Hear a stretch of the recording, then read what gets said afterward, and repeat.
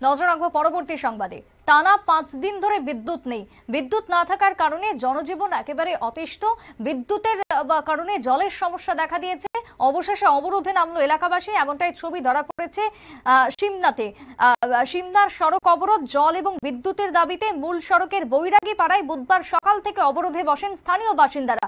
বেশ কিছুক্ষণ অবরোধ চলে, যার ফলে রাস্তার দুধারে আটকে পড়ে যানবাহন।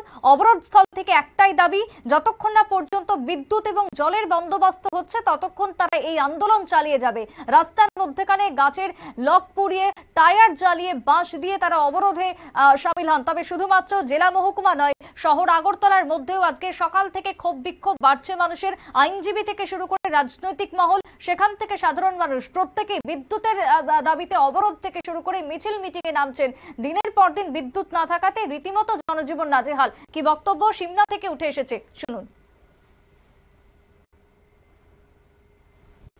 4-5 দিন ধরে কারেন্টের সমস্যা, 6-7 দিন ধরে জল পাই না, জলের সমস্যা, বাচ্চা টাচ্চা লইয়া যে অবস্থা আছে, আমরা একদম জল কিনে আনি রান্না করব না, বাচ্চা স্নান করাবো না, খাবো। আমরা এখানে কোনো কল কুয়া কোনো সুবিধা নাই, শুধু একমাত্র সাপ্লাই আমরা ভরসা। এই সাপ্লাই কারেন্ট না হইলে আমরা খুবই কষ্ট হয়, আমরা পাড়ার লোক চলছে।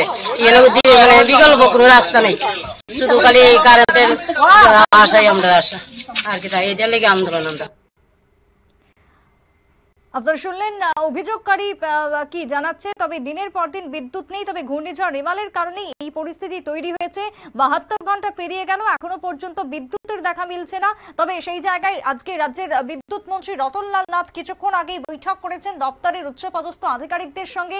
বৈঠকের ফলে রাজ্যের কোথায় কি পরিস্থিতি রয়েছে তা তিনি খতিয়ে দেখেন। ভিডিও কনফারেন্সিং এর মাধ্যমে রাজ্যবাসীকে সহযোগিতার হাত বাড়িয়ে দেওয়ার আবেদন রেখেছেন বিদ্যুৎ মন্ত্রী। কিন্তু এভাবে আর কতদিন চলতে পারে, এই দাবি, এই অভিযোগ এখন রাজ্যবাসীর পক্ষ থেকে উঠে আসছে। তবে যে ক্ষোভ দেখা যাচ্ছে একের পর এক জেলা থেকে মহকুমায়, সেই ক্ষোভ আগামী দিনে আরো বাড়বে যদি না বিদ্যুৎ পরিষেবা স্বাভাবিক হয়। সেই বক্তব্যই এখন উঠে আসছে রাজ্যের বিভিন্ন প্রান্ত থেকে।